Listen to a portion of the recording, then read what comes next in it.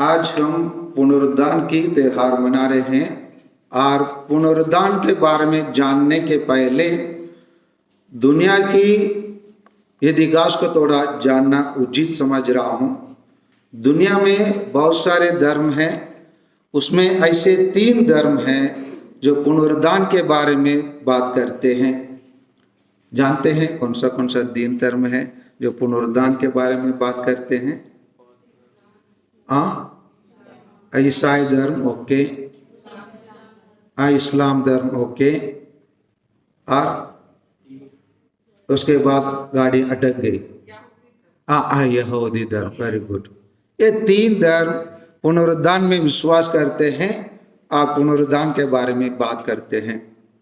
और भी ऐसे कुछ धर्म हैं जो पुनरुत्थान में विश्वास नहीं करते हैं परंतु पुनर्जन्म में विश्वास करते हैं। कौन सा धर्म है पुनर्जन्म में विश्वास करते हैं? हिंदू धर्म है, बौद्ध धर्म है और सिख धर्म है। ये तीनों धर्म पुनर्जन्म में विश्वास करते हैं। और कुछ धर्म हैं जो मृत्यु के बाद क्या होगा और क्या होता है उसी के बारे में उन लोग कुछ जानकारी प्रदान नहीं करते हैं परंतु मौन रहते हैं, उन लोग कुछ बोलते नहीं है। वैसे धर्म है कन्फ्यूशनिज्म और ताओइज्म और सिंडोइज्म। ये तीनों धर्म चीन और जापान में पाए जाते हैं। लेकिन इन सभी धर्मों में एक केंद्र बिंदु है। केंद्र बिंदु यही है कि मानव को इस धरती में जन्म लेना पड़ा। ये धरती लौकिक है और उनकी आत्मा एक लक्ष्य के ओर यात्रा करती है। वो लक्ष्य एक अलौकिक विश्व में और अलौकिक स्थान पर पहुंचेंगे। पहुंचने के लिए इस धरती में जन्म लेते हैं। ये एक कॉमन फैक्टर है जो सभी धर्म में पाए जाते हैं। अभी इतना में हम सीमित रहेंगे तो पुनरुत्थान को हम पूर्ण रूप से समझ नहीं पाएंगे। इसीलिए हम लोग को आवश्यक होता है जिन धर्मों को मैंने बताया, इन धर्मों कहाँ, कब, किसके द्वारा चालू किया गया और जो संस्थापक है, ये चालू किया वाला है, उनका क्या हुआ उसको हम जानने की आवश्यकता है। जितने भी बातों मैं आपके समक्ष रख रहा हूं ये ऐतिहासिक घटना है और इतिहास में इसी के बारे में किताबों में हम पा सकते हैं। इसमें मैं जो बता रहा हूं उसमें एक भी काल्पनिक चीज नहीं है, वास्तविक चीज से। हो सकता है कुछ बातों पौराणिक होंगे और किताबों में लिखे हैं, उसी चीज को मैं आप लोगों के समक्ष रख रहा हूं। कृपया विशेष रूप से ध्यान देते आइए। सबसे पुराना धर्म के रूप में हिंदू धर्म आती है।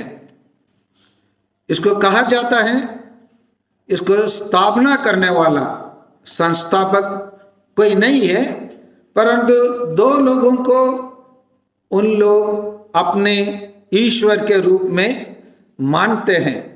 एक उन लोग लॉर्ड कृष्णा और दूसरा लॉर्ड राम, ये दोनों को मानते हैं।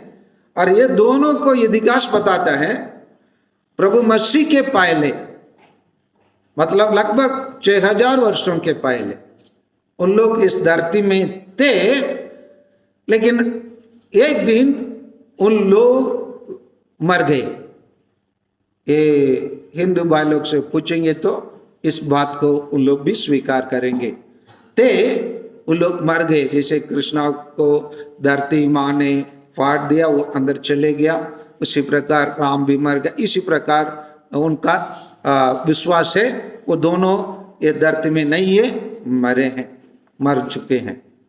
उसके बाद आती है कि यहूदी धर्म, ये यहूदी धर्म को स्थापना करने वाले के रूप में मूसा का नाम दिया जाता है। ये प्रभु मसीह के पहले 1500 वर्षों के पहले, और हम लोग को मालूम होना चाहिए प्रभु मसीह के पहले वर्षों को कैसे गिनती किया जाता है। वैसे नहीं, ईसा पूर्व तो है, कैसे गिनती किया जाता है? उल्टा तरह पे गिनती किया जाता है। इसीलिए वो उसका कहा जाता है 1500 में जन्म लिए, 1350 में वो मर गए। और इसके बाद आती है सौराष्ट्रियनिज्म, सौराष्ट्रियन धर्म, और इसको संस्थापक और चालू करने वाला ज़ोरास्ट्र। इनका जन्म भी प्रभु मसीह के पहले 628 में होता है और उसका मृत्यु 527 में हो जाती है। उसके बाद आती है बौद्ध धर्म।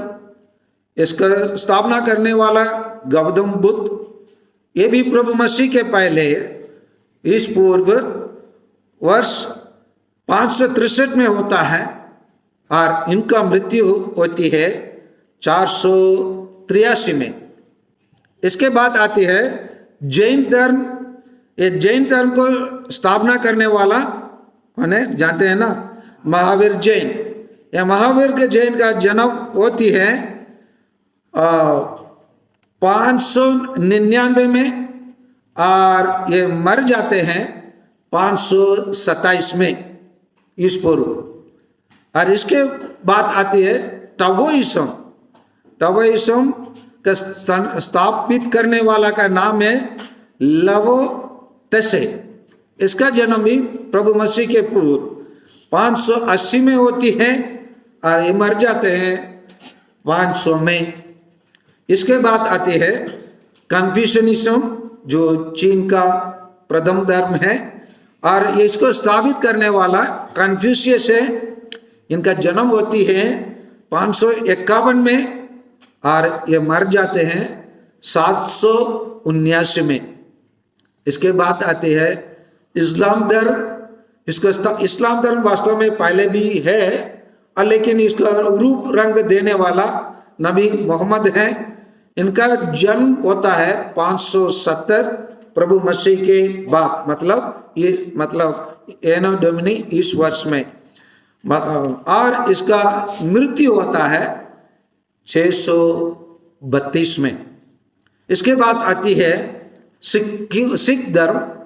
और सिख धर्म को स्थापना करने वाले जानते हैं हम लोग, गुरु नानक। इनका जन्म होती है 1469 और इनकी मृत्यु होती है 1538 में। और इसके बाद और एक नया धर्म जिसको हम लोटस टेम्पल वाला कहते हैं, बहाई धर्म। इसको बहाई धर्म को चालू करने वाला बहाउल्लाह। इनका जन्म होती है 1817 और इनका मृत्यु होती है 1892। अभी एक धर्म को मैं छोड़ दिया, ये बता सकते हैं कौन से धर्म को मैं छोड़ा हूं? ईसाई धर्म। कौन है इसका स्थापना करने वाला? प्रभु यीशु। जन्म कब हुआ?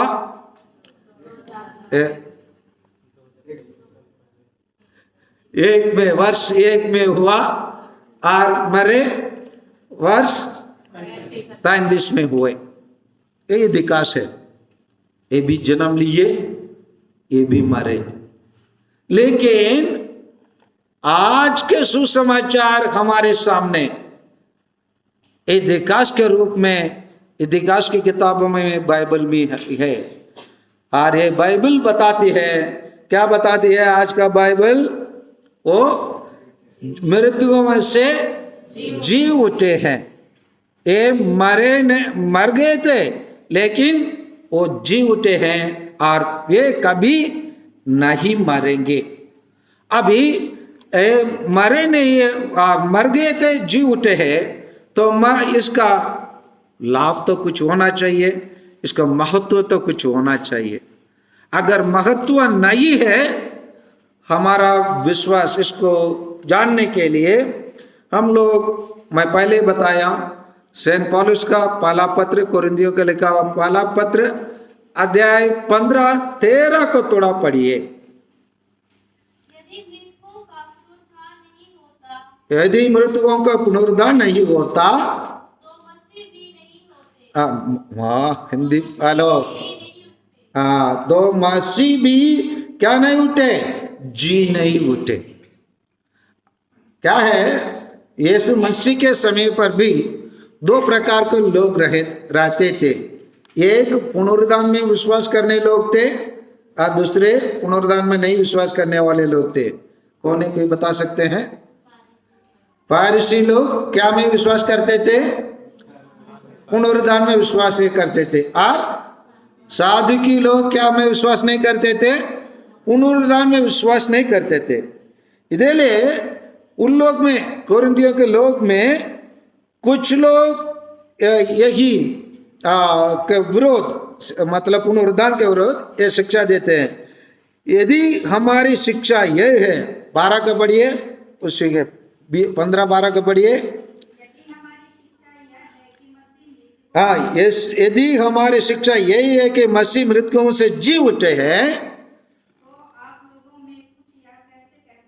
हाँ आप लोग में यह कैसे कह सकते हैं कि मृतकों का पुनरुद्धान नहीं होता? ये लोगों के बीच में यही वाद चल रहा था।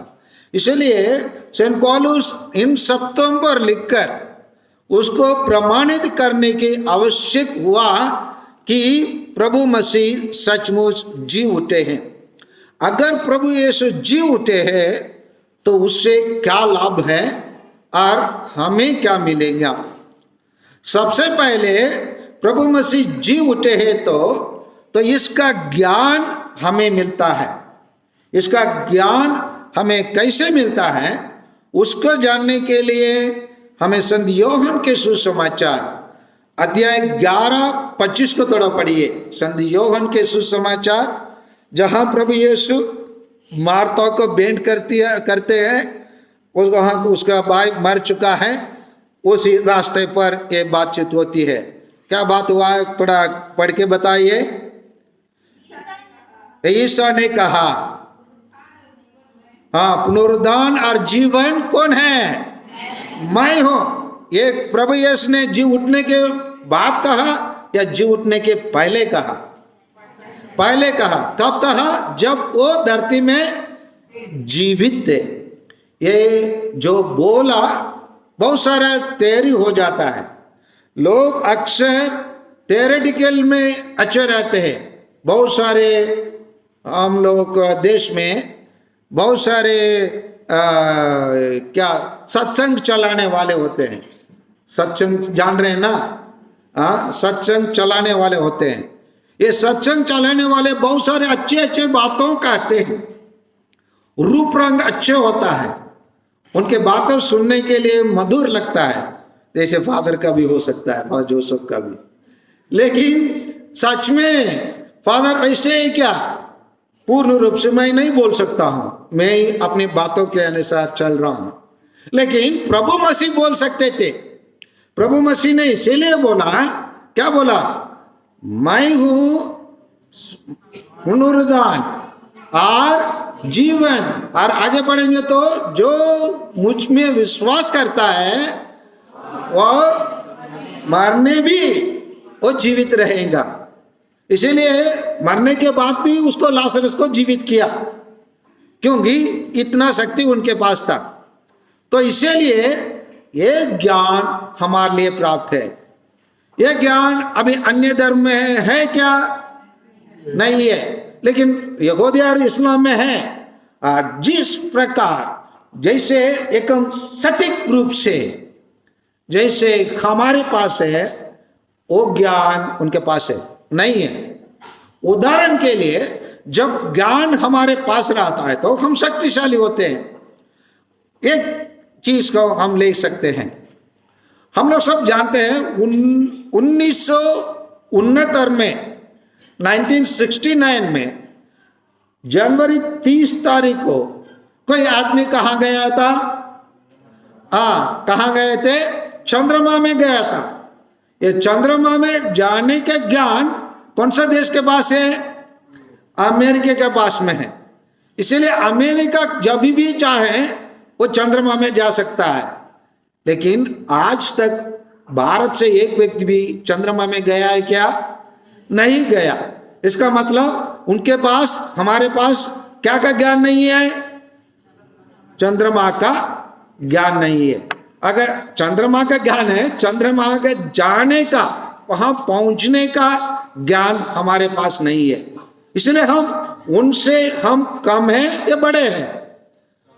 अमेरिकन से हम लोग ज्ञान से हम बड़े हैं या छोटे हैं? जरूर छोटे हैं। इसीलिए हमारे पास स्वर्ग के आर, पुनरुद्धान के आर जाने के ज्ञान किसके पास है? हमारे पास में है। इसीलिए हम धन्य हैं या नहीं है? धन्य है। इसीलिए हम धन्य हैं, इसीलिए हम भाग्यशाली है। ये पहली बात है। और दूसरी बात, पुनरुद्धान के कारण हमारे पापों का क्षमा हो गया है। पुनरुद्धान के कारण क्या हो गया है? हमारे पापों का क्षमा हो गया है।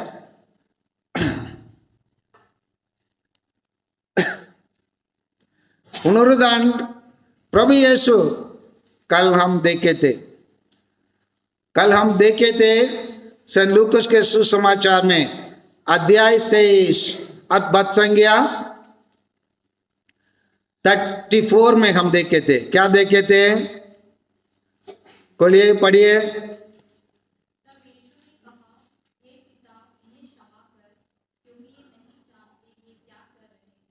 हाँ, बोलिए यार एक बार। हे प्रभु,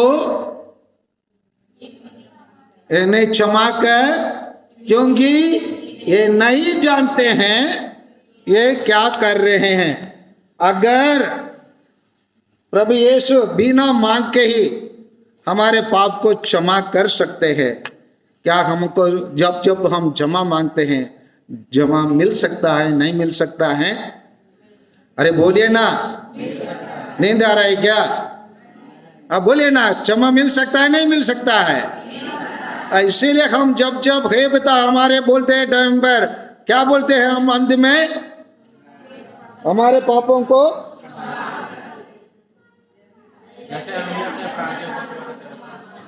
पापों को क्षमा करने के लिए हम याचना करते हैं। तो इसीलिए हमें प्रभु यीशु के पुनरुद्धान में विश्वास करने के कारण हमें क्या मिलता है? क्षमा मिलती है, हमें क्षमा मिलती है। और तीसरा जो वरदान जो हमें मिला है वो हम अपने विश्वास में दृढ़ होने का वरदान मिला है। हमारे विश्वास में हम लोग पुनरुद्धान के द्वारा हम अपने विश्वास में दृढ़ होने का वरदान मिला है।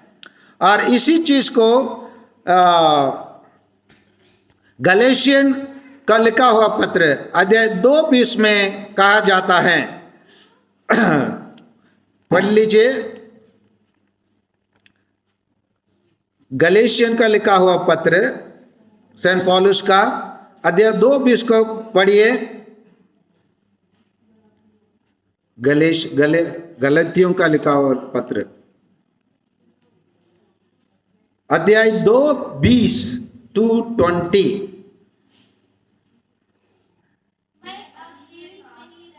हाँ, मैं अब जीवित नहीं रहा, बल्कि मसीह मुझ में जीवित। हाँ, बल्कि कौन जीवित है? मसीह। इसे कहने का कहां से हम बोल सकते हैं? कैसे बोल सकते हैं? किसके कारण बोल सकते हैं? मात्र विश्वास के कारण बोल सकते हैं। आगे बढ़िए। अब मैं अपने शरीर में जो जीवन जीता हूँ उसका एकमात्र लक्ष्य वो है। हाँ, पढ़िए। ईश्वर के पुत्र में विश्वास, जिसने मुझ में प्यार किया और मेरे लिए अपने को अर्पित हाँ, जिसने मेरे लिए अपने जीवन क्या किया, अर्पित किया है। और इसीलिए हम लोग क्या कहते हैं कि ये जीवन है ना, हमारे लिए प्रभु मसीह के मृत्यु के बाद मिले पुनरुद्धान के द्वारा हम कह सकते हैं मैं जी रहा नहीं हूं। कौन जी रहा है मुझ में? यीशु मसीह जी रहा है। यही हमारा विश्वास है। इसी विश्वास में हम दृढ़ बनने का वरदान हमें मिला है। 14 वाक्य यही है कि हम लोग सब साक्ष्य बनते हैं। और साक्ष्य पहले बनने वाला प्रभु मसीह के प्रेरित लोग है, क्योंकि प्रभु मसीह के प्रेरित लोग प्रभु यीशु के लिए सभी लोग एक व्यक्ति छोड़ के कैसे मरे? एक व्यक्ति छोड़ के, योहन छोड़ के बाकी लोग कैसे मरे? शहीद बने। शहीद बने। अगर प्रभु मसीह जी नहीं उठे तो एक दो कहानी है, उसी को हम लोग सन्मति के सुसमाचार अध्याय 28 को खोलिए। 28 को खोलिए। 28 में 13 का पढ़िए। 13 का पढ़िए। सन्मति के सुसमाचार अध्याय 28 बद संज्ञा 13 को जोर से। हाँ हाँ, यहाँ वहां प्रभु मसीह के जी उठने के बाद है ना, अधिकारी लोग फौजी लोगों को क्या दिए? पैसा दिए। एक रकम, बड़ा रकम दिया। ऐसे लिखा है ना, बड़ा रकम देकर क्या करने के लिए बोले? कौन लेके गए? चुरा के लेके जाने वाला शिष्य लोग लेके चले गए। वो 15 में आइए, उसी में ही 15 में आइए। नहीं, 15 में आइए ना, 15 में। हाँ हाँ,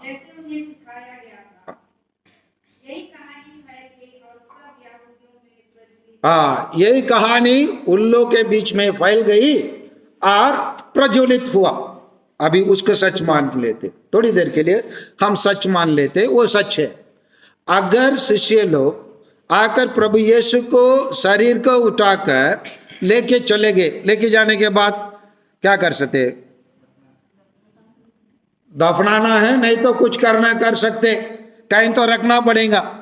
मृत लाश के कितना दिन अपने पास रख सकते हैं आप लोग बताइए? रख सकते हैं? लंबे टाइम तक रख सकते हैं? हाँ, नहीं रख सकते। तो ठीक है, अबे रख के भी दफनाए भी उसको मान लेते। अभी ये 12 लोगों को सजा मिल रहा है, मार रहे हैं, और उसी को उसके नाम से बोलने के लिए भी अधिकार नहीं देते। उसमें 12 में एक शिष्य तो पकड़वा दिया।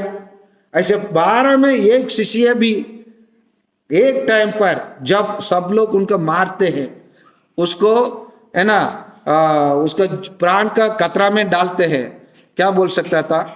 अरे भाई मत मारना यार, इतना दर्द क्यों देते यार मुझे, मैं सच बता देता हूं आपको। क्या सच बोल सकता था वो?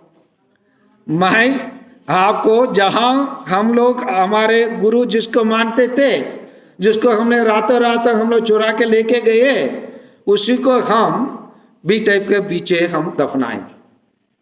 आओ आप लोग उसको देख लीजिए भाई, मुझे क्या कर देना, छोड़ देना। बोलते नहीं बोलते? बोलते नहीं बोलते? बोलते थे।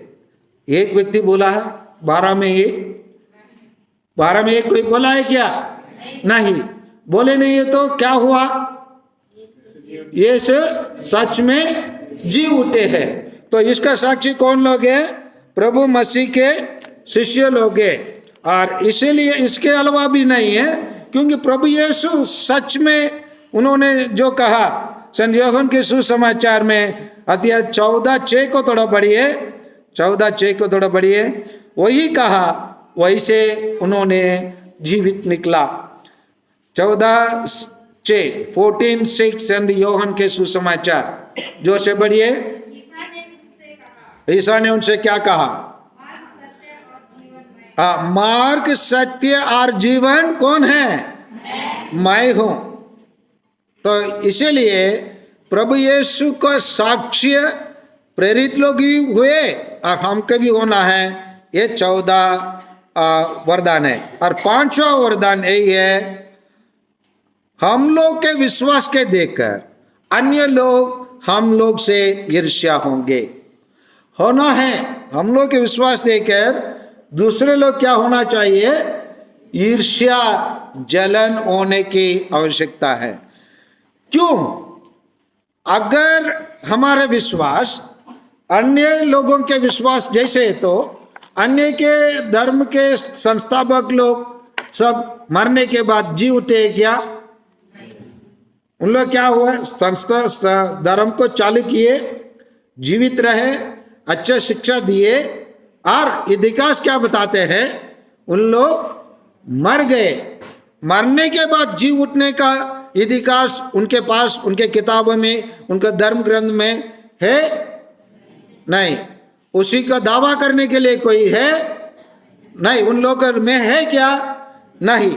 तो इसका मतलब उसका ज्ञान हमारे पास है या नहीं है? हमारे पास में है ना? अगर हमारे पास वो ज्ञान है तो वह व्यर्थ हो सकता है क्या? नहीं हो सकता है। इसी को भी सेंट पौलुस बताते हैं। कुरिन्थियों को लिखा वही 15 अध्याय बद संख्या 58 का पढ़िए, बद संख्या 58 58 को पढ़िए। सेंट कुरिन्थियों का लिखा हुआ पत्र है, सब लोग तो खुला रखे हैं, पढ़िए उसको। प्यारे भाइयों, हाँ, दृढ़ तथा अटल बने रहिए, हाँ, प्रभु के लिए आपका परिश्रम क्या नहीं है? व्यर्थ नहीं है। अगर हम जो विश्वास, जो चीज में हम विश्वास करते हैं, उसके लिए हम जो परिश्रम कर रहे हैं वो व्यर्थ नहीं है। अगर वो व्यर्थ हो जाएंगे, जैसे सब लोग एक दिन मर जाएंगे, मरने के बाद वही ये अंत, कितने लोग इसमें विश्वास करते हैं? मरने के बाद एक ही दिन सब कुछ अंध हो जाता है। यहाँ बैठे लोग, हेलो, सो रहे थे नहीं ना? जिंदा है ना आप लोग? जिंदा है ना? हाँ, तो मैं आप लोग से एक प्रश्न कर रहा हूं, अगर मृत्यु ही अंध है, मरना ही एक चीज है, उसके बाद कुछ नहीं है आगे, यही आप लोगों का विश्वास है, तो कितने लोग मृत्यु के अंधे कहने वाले हाथ ऊपर कीजिए। ठीक है, आप लोग धन्य है। कम से कम अगर मरना ही मतलब सबको मृत्यु आ रहा है, मृत्यु के बाद कुछ नहीं है, बेहतर नहीं होता आज ही सब लोग मर जाए? वही है ना? यस और नो? अगर मृत्यु के बाद कुछ नहीं है तो हमारा जीने का मतलब क्या है? वही सेंट पॉलुस बताया, हमारा परिश्रम व्यर्थ नहीं है, हमारा विश्वास व्यर्थ नहीं है। इसलिए प्रेरितों का धर्मसार में हम क्या बोलते हैं? हम जीवन के पुनरुद्धान में विश्वास करते हैं। मृत्युओं का पुनरुद्धान में हम क्या करते हैं? विश्वास करते हैं। ये विश्वास क्या नहीं हो सकता है? व्यर्थ नहीं हो सकता है। ये 5वां वरदान, हम विश्वास, पुनरुद्धान में विश्वास करने के कारण और प्रभु मसीह के पुनरुद्धान से हमें मिलने वाला 5वां वरदान है। 6वां वरदान है, हमारे भाई लोग और हमारे रिश्तेदार लोग मर गए, अभी इस दुनिया में नहीं है, उनका क्या होगा? उनका क्या होगा? फादर कब्र में रखे हैं, कब्र में अभी तक दिमाग काग लिया होगा। हम लोग में हमारा दादी मरने के बाद कुछ वर्षों के बाद दादा भी मरा, कब्र को खोदे, कुछ नहीं है, इसका मतलब है ना खत्म हो गया सब कुछ, है ना? नहीं है। क्या होगा उनका? अरे आप लोग तो खो देते, दादी मरने के बाद दादा भी मरा, कुछ वर्षों के बाद खो देते, दोनों कुछ भी नहीं मिला, फिर कैसे पुनरुद्धान होगा? हम लोगों का अलग शरीर के रूप में वो आध्यात्मिक अलौकिक शरीर होगा, और उसमें विश्वास करते हैं। भले वो मर गए, भले उन लोग दफनाए गए, तो इसीलिए उन लोग भी जी उठेंगे। इसीलिए संत यूहन्ना के सुसमाचार अध्याय 11-25 में मार्था को प्रभु यीशु ने क्या कहा? अगर भले वो मरे हैं, मर चुके होंगे, है ना, फिर भी वो क्या होंगे, जी उठेंगे। तो यही जो, इसलिए केवल हम अपने पुनरुद्धान में केवल विश्वास नहीं करते हैं, पूरे हमारे रिश्ता लोग, जान पहचाने लोग, सब लोग क्या होंगे, प्रभु मसीह में जी उठेंगे। यही हमारे लिए मिला छठवां वरदान है। हम प्यारे भाइयों और बहनों, हम पुनरुद्धान के बारे में बहुत कुछ हम सोच चुके हैं और हमें क्या फैसला लेना है। फैसला यही है कि हमारे प्रभु मसीह दुनिया में जितने भी लोग जी उठे हैं, जिए थे, उन लोग सब मरे हैं, और मरने के बाद कौन है ये, हमारा बाइबल बताते हैं। 15-20 को पढ़िए, 15-20 को पढ़िए। अभी ये कुरिन्थियों का सूर्य में ही बोला हूं, बढ़िए 15-20 को।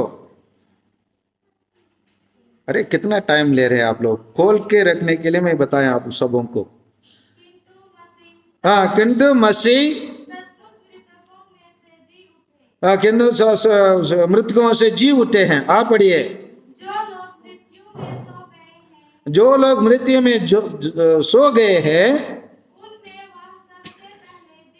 उनमें से सबसे पहले जी उठने वाला व्यक्ति कौन है, प्रभु मसीह है। अभी आप लोग पूछेंगे, अरे भाई प्रभु यीशु तो लाजरस को जिलाया, है ना, नए के विधवा के पुत्र को जिलाया, है ना, समझ में आ रहे हैं ना।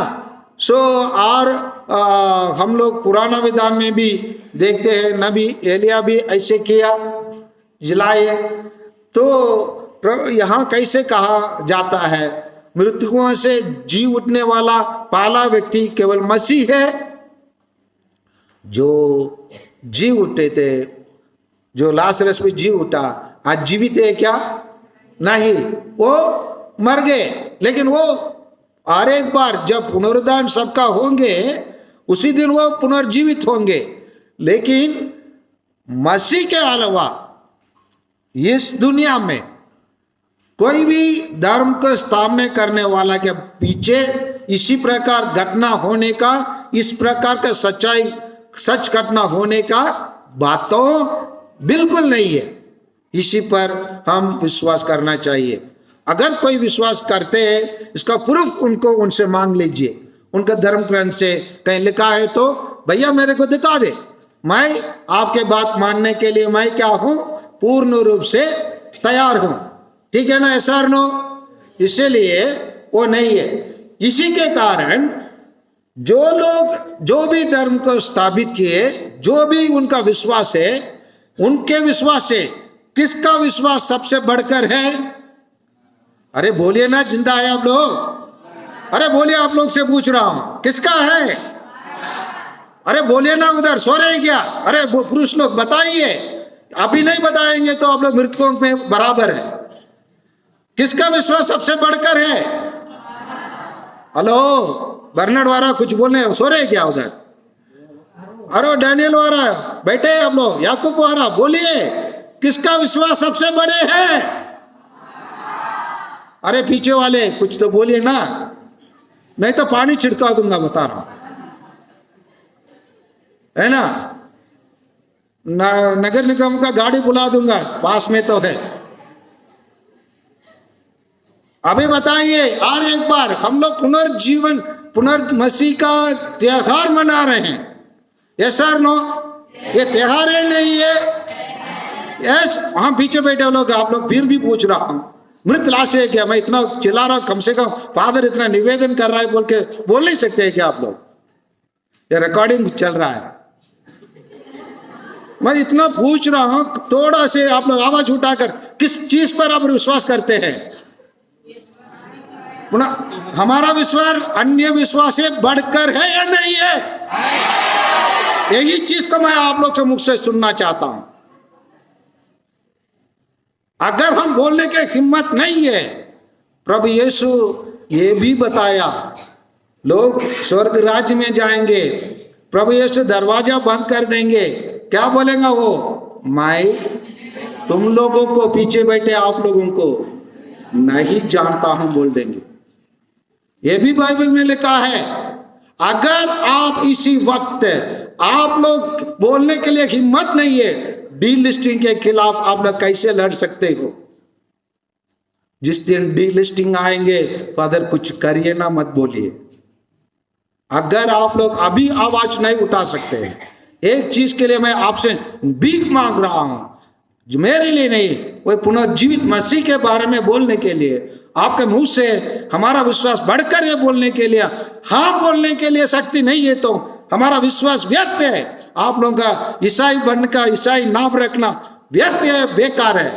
अगर हम प्रभु मसीह के लिए हाँ कहने के लिए हमारे मुख से एक शब्द नहीं निकाल सकते, तो किसके लिए हम विश्वासी है?